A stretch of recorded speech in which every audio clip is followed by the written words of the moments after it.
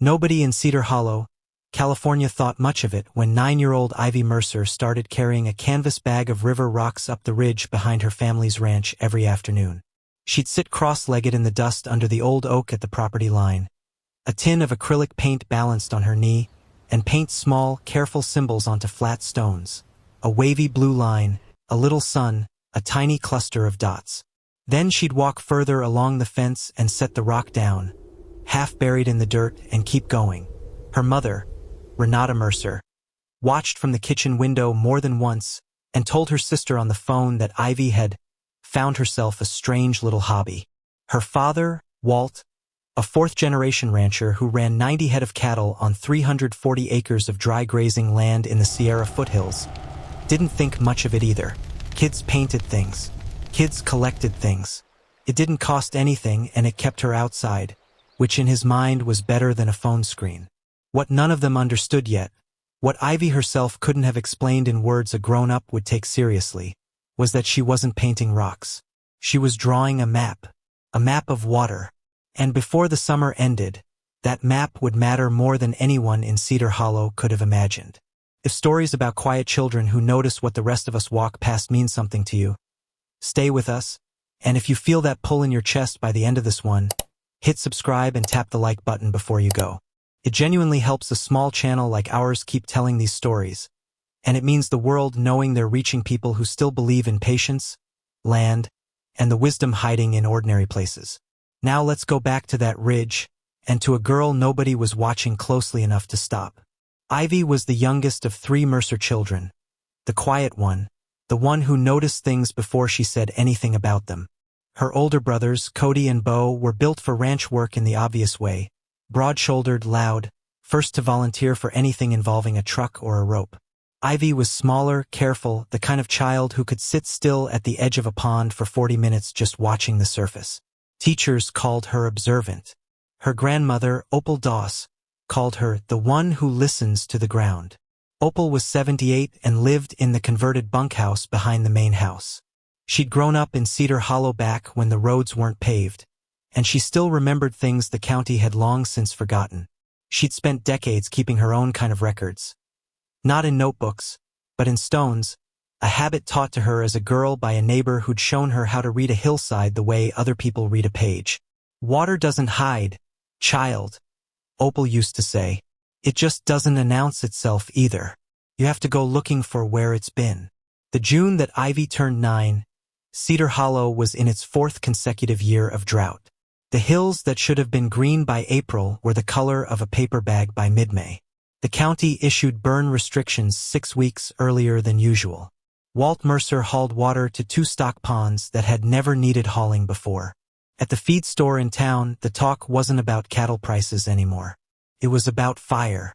Ivy had heard the word enough times that summer that it stopped feeling like a word and started feeling like weather, something that was simply coming the way winter comes, except nobody could say exactly when. She asked her grandmother about it one evening while they shelled peas on the porch. "Grandma Opal, if the fire comes, how do the firefighters know where the water is?" Opal set down a pea pod and looked at her granddaughter for a long moment. "Same way I do," she said. "You watch the ground long enough, it tells you. Dampness holds a different color. Grass stays green a little longer where the water sits close under the surface, even after everything around it's gone brown. Certain plants only grow where the soil never fully dries. You'll see manzanita thin out and give way to something softer, greener, closer to the ground. And where the water's deepest, even the dust smells different after a hot day. Cooler. Almost sweet."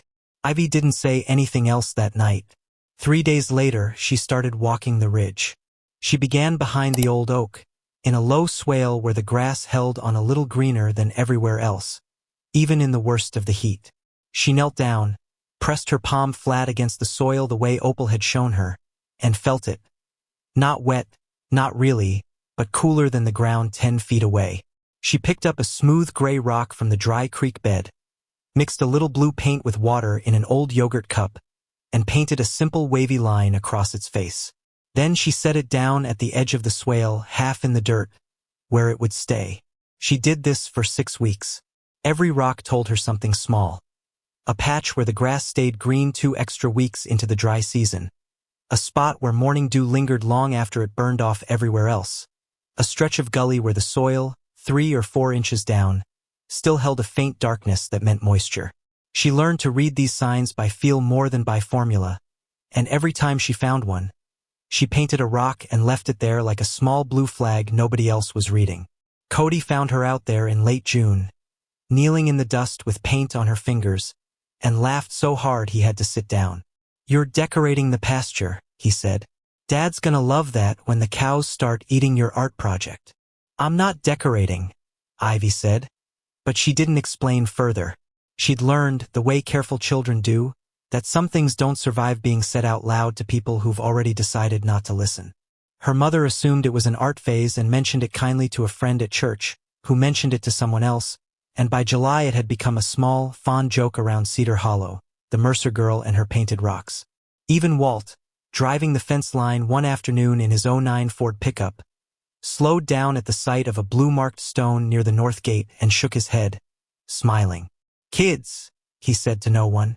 Nobody asked her what the marks meant. Nobody except Opal, who never asked either because she already suspected, and because she believed some things are better watched than interrupted. By the 3rd week of July, Ivy had placed 41 rocks across the ridge and the lower pasture, each one marking a place where she believed water sat closer to the surface than it should have during a drought that bad. She'd started keeping a small spiral notebook, not unlike her grandmother's old habits, recording the date, the location relative to the big oak, and a rough description of what she'd noticed. She didn't know the word hydrology. She didn't know what a wildland fire crew looked for when they scouted a defensible line. She only knew that some ground held on to something the rest didn't, and that seemed important enough to remember. The fire came on the 2nd Thursday of August. It started 9 miles east, sparked by a downed power line during a dry lightning event that swept through the foothills without dropping much rain. By the time the county issued the first evacuation warning, the fire had already consumed 1,200 acres and was moving west, pushed by a hot, dry canyon wind. Walt got the call at 4:40 that afternoon.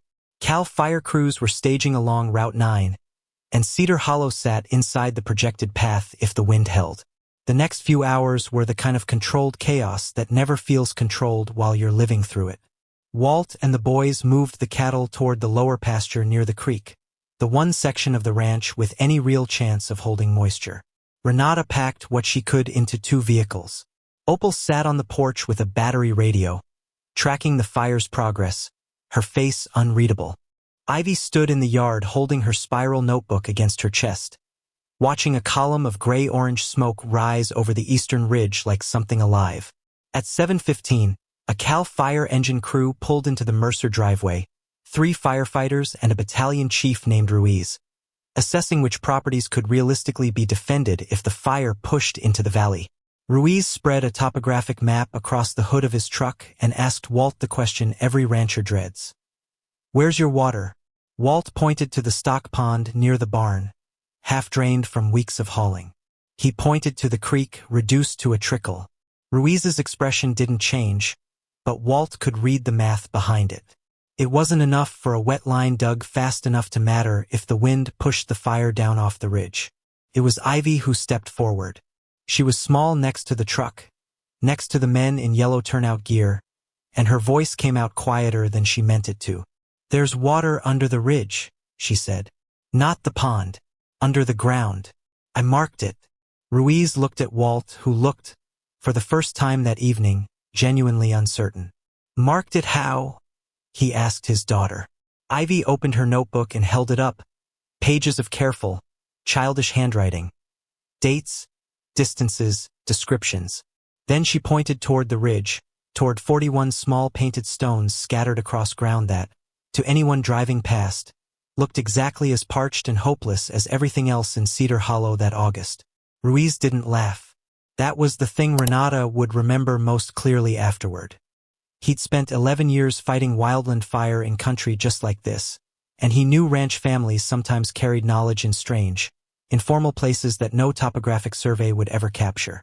He asked Ivy to walk him and one of his crew members up the ridge, fast, while there was still light.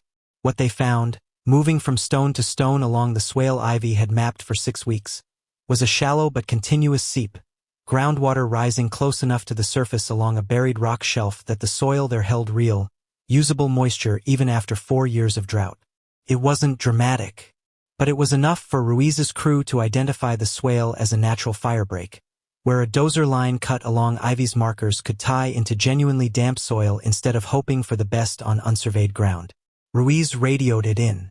A dozer crew rerouted their line to follow the exact path of Ivy's painted rocks, adjusting a defensive position originally planned 200 yards further downhill, on ground with no such advantage.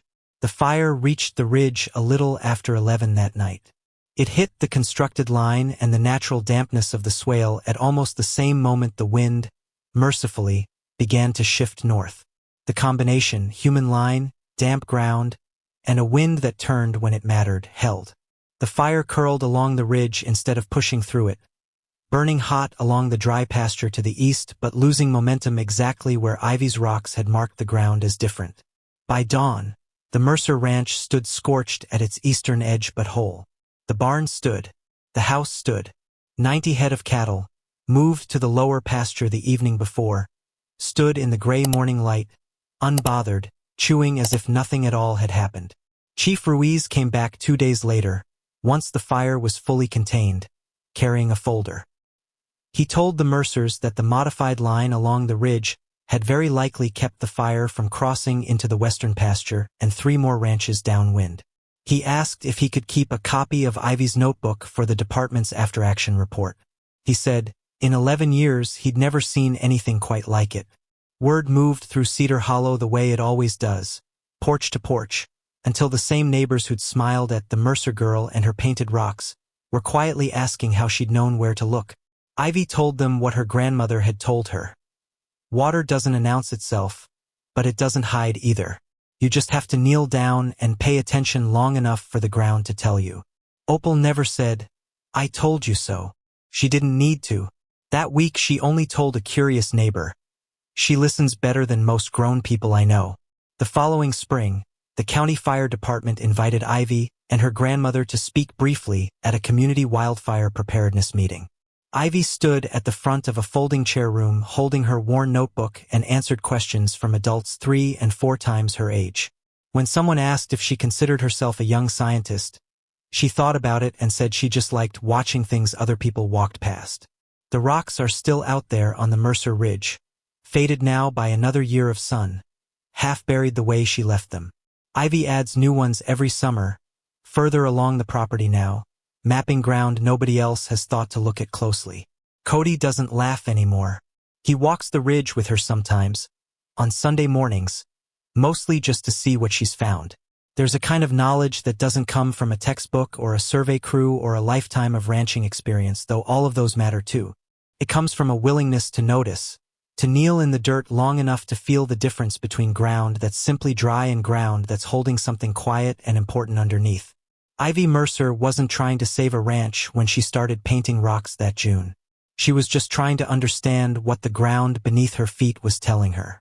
It turned out to be listening for something the rest of Cedar Hollow had stopped noticing years ago. And when the fire finally came, it was a 9-year-old girl with a paintbrush and a spiral notebook who remembered how to look.